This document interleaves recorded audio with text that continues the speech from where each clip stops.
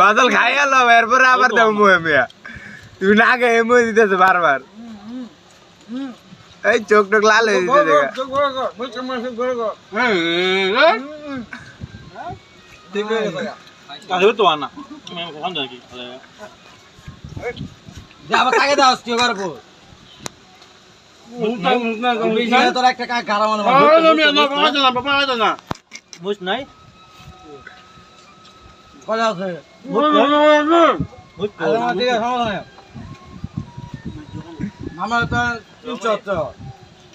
বাদলের চোখ লাল হয়ে গেছে